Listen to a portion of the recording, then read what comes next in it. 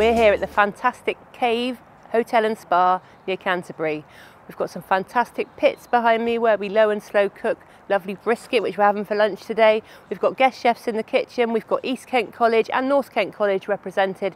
It's going to be a fantastic opportunity for chefs to network, meet some excellent suppliers, and also inspire the next generation of chefs and hospitality professionals. While we split clear and relay, you'll both do either task, but 5 at a time to clear the table, 5 at a time to relay the table. Obviously there's only one setting here, but we have 4 courses, so it'll just be the cutlery.